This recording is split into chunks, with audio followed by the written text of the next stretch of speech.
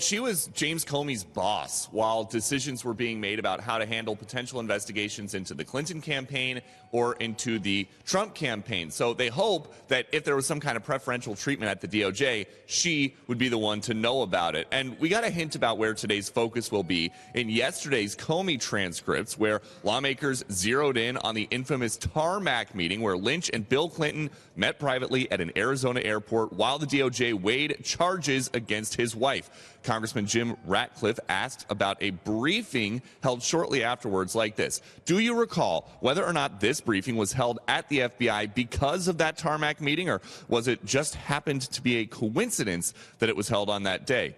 Comey said, it would have had to have been a coincidence. I don't remember a meeting in response to the tarmac meeting. And Comey has previously told lawmakers that he was concerned about the appearance of that tarmac meeting, and he wondered to himself whether or not Lynch should recuse herself from any Clinton matters. But he doesn't remember actually telling her that. He just remembers her telling him he could run point. Good to have you follow all that. What did Comey tell lawmakers about this process for getting these highly secret FISA warrants on members of the Trump team?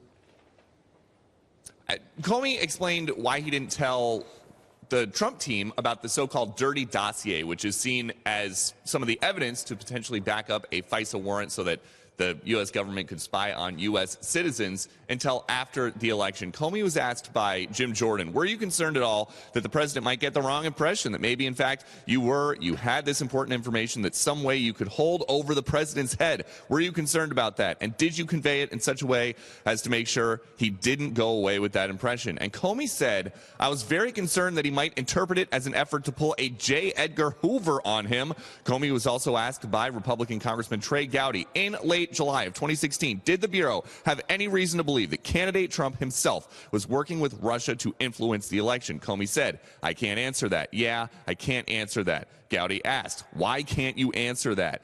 Comey said, because I think it calls for information that falls within the special counsel's investigation, and I've been instructed by the Bureau not to be answering questions that fall within that. However, remember, last time Comey was here, he said the FBI was investigating 4 Trump campaign associates for possible inappropriate talk with Russia during the campaign, and Trump was not one of them. Well, more to come on that. Peter Doocy, thank you. See you next hour with headlines from the Hill.